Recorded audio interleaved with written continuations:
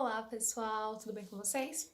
Muito bem, eu me chamo Mariela, eu sou estudante de psicologia e no nosso vídeo de hoje a gente vai falar um pouquinho, nós vamos conversar sobre os cuidados que nós devemos ter com as nossas crianças em um momento tão delicado como esse de crise sanitária. Muito bem, em um momento como esse em que a gente está vivendo um momento delicado, de muito cuidado, né? Um momento de crise sanitária, de pandemia, em que a gente está sendo bombardeado todos os dias com informações, com novidades, né? Com essa realidade muito mais através da tecnologia, através da internet. Nós que somos adultos, jovens, adolescentes, a gente já reflete, né, esses reflexos dessa realidade muito mais tida pela internet, de uma forma mais distante daquilo que a gente estava habituado. A gente precisa pensar também que as nossas crianças, elas também refletem a forma delas esse distanciamento. Como está sendo isso para elas? Como é que elas estão encarando toda essa situação?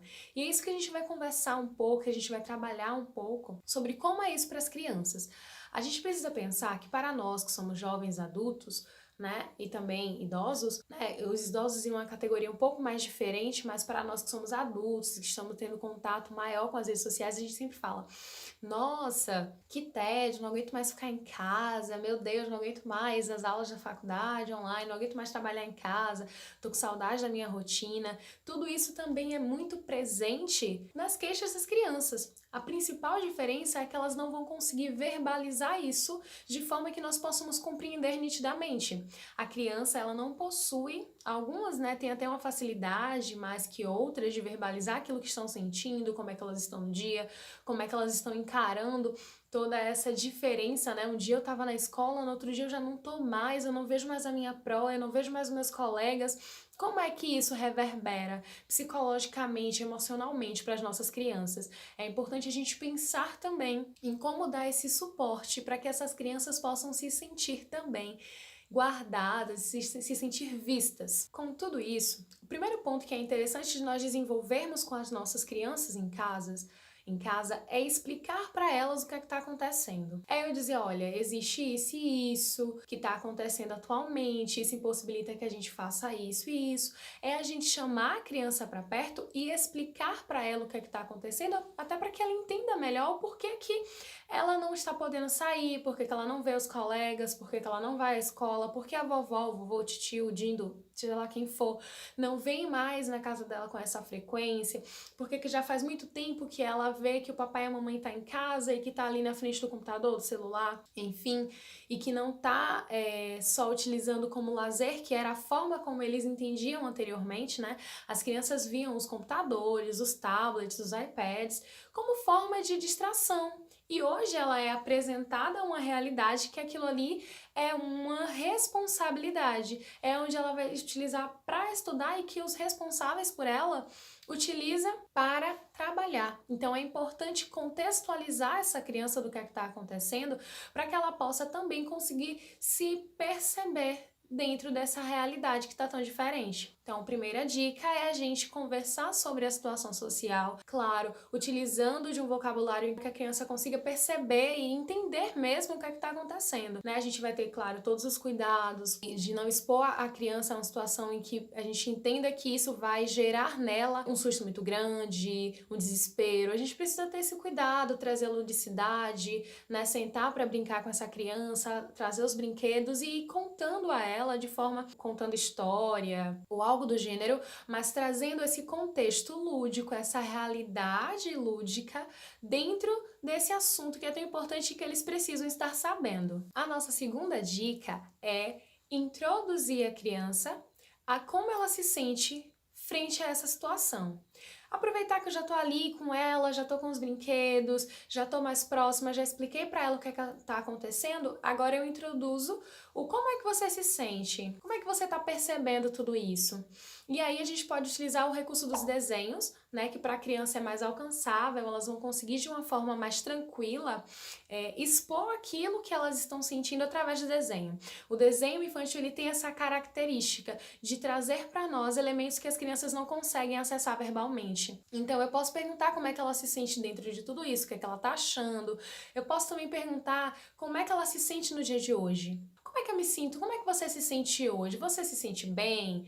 Às vezes aqui você vai dizer, eu me sinto feliz, eu me sinto bem, eu tô chateada, eu tô triste, tô com saudade, mas o desenho ele vai trazer também para nós reflexões maiores, um pouco mais precisas. A gente vai poder perceber sinais que às vezes na fala passam despercebidos. Então, busca um papel, uma cartolina, apresenta giz, tinta, canetinhas e diz assim, vamos juntos perceber como é que a gente pode expressar como é que a gente se sente hoje. Não esqueça de se incluir também no processo. É importante para a criança saber também como é que você se sente. Ela vai se sentir acolhida, ela vai perceber que aquilo que ela está falando também é importante para você e que você está criando essa confiança junto com ela, de dizer como eu me sinto, eu digo como me sinto para você e você diz para mim como você se sente. Então desenhe com ela, apresente todos esses materiais que eu falei. Se você tiver, se tiver ao seu alcance, se não tiver, vai criando, vai usando a criatividade, vai trazendo aquilo que a gente pode. Mas é importante estabelecer essa relação de confiança, de eu te digo, te mostro também como me sinto e você fala pra mim. E assim a gente vai construindo até uma relação mais saudável dentro disso que já está estabelecido. A nossa terceira dica é criar esperança. As crianças, elas precisam acreditar que as coisas vão melhorar, que as coisas vão passar e que depois disso as coisas vão estar diferentes. Então, que tal começar a pensar junto com essa criança como é que esse diferente vai estar? Por exemplo, acorda de manhã, leva essa criança à janela, pergunta ela como é que tá o dia hoje. O clima tá quente, o céu tá ensolarado, tá nublado, como é que tá hoje? E deixa essa criança ir construindo essa percepção de como está o dia. Em seguida, a gente pode, introduzir uma outra forma de falar sobre esse assunto, de identificar como está essa saúde mental dessa criança. E a gente pode dizer, esse dia tá um dia bom pra quê? Será que tá um dia bom pra gente ir na praia? A gente não pode ir na praia, mas vamos planejar como é que a gente vai poder ir depois de tudo isso passar? O dia hoje tá um dia bom pra gente visitar a vovó, mas a gente não pode no momento. Como é que a gente pode pensar nessa visita à vovó que a gente vai fazer quando tudo isso passar?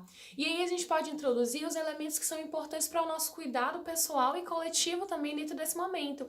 Então, quando a gente puder ir visitar a vovó, talvez a gente precise usar alguns adereços, assim como os super-heróis utilizam, né? Eles utilizam capa, alguns usam as máscaras nos olhos, a gente vai precisar também utilizar alguns itens desses. Qual é? Qual será?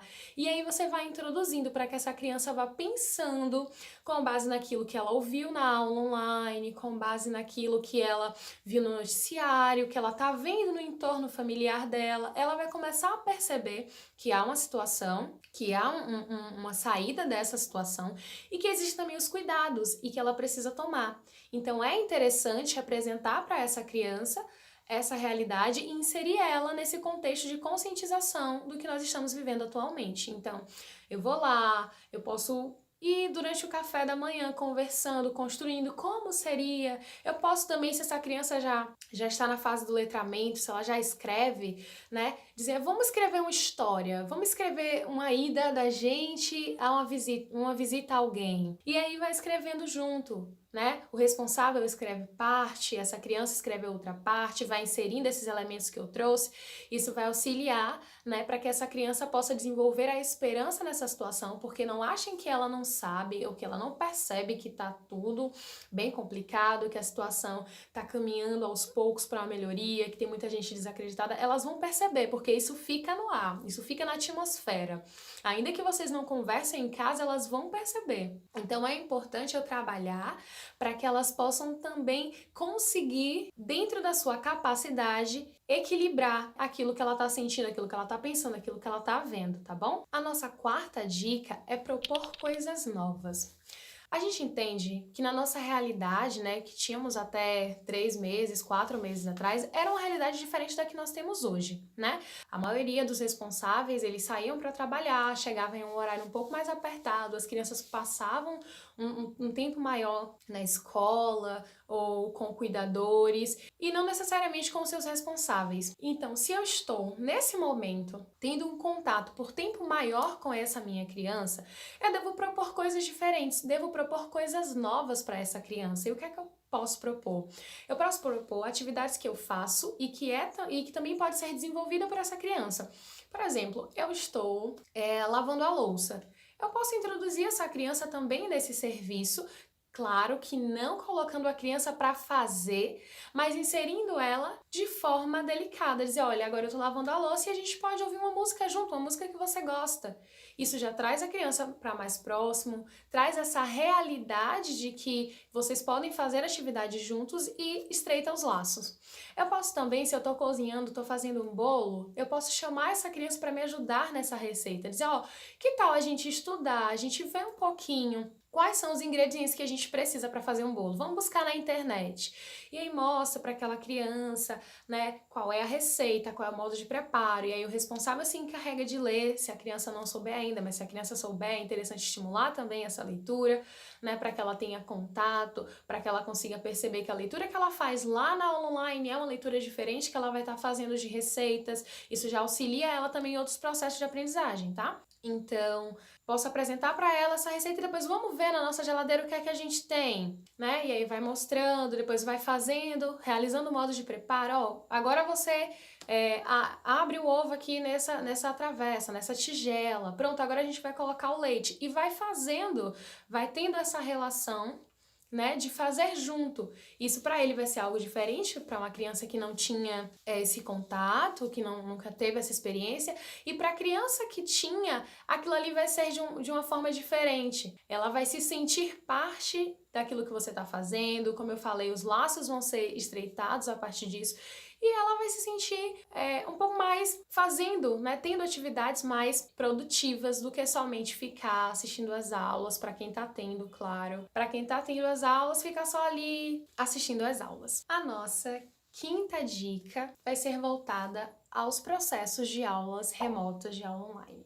Acompanhe a sua criança, né? Acompanhe aquilo que ela está fazendo. Pergunte o que é que ela está achando da aula, pergunte se foi bom, o que é que aconteceu, se ela tirou dúvida, pergunte o que é que ela está achando de tudo isso, porque imagine, para as crianças que tinham uma sala de aula com diversos contextos, com diversas possibilidades, quando ela passa para um ambiente virtual, parte dessas possibilidades são reduzidas. Então é importante que você, responsável, demonstre interesse em saber como é que está sendo isso para ela, como é que está acontecendo. Eu sei que às vezes a gente não tem tanto tempo de acompanhar tão de perto como é que está sendo esse processo, mas escute por ela, veja por ela como é que ela está achando. É muito importante a gente saber a opinião das nossas crianças, né? Elas vão ser muito sinceras no que elas disserem. Então, é muito bom saber dar atenção. E isso demonstra que quando você, responsável, falar, ela também vai precisar ouvir. Se eu demonstro para minha criança que aquilo que ela está me dizendo é importante para mim, se eu dou atenção, se eu olho no olho, se eu pego na mão, se eu acompanho,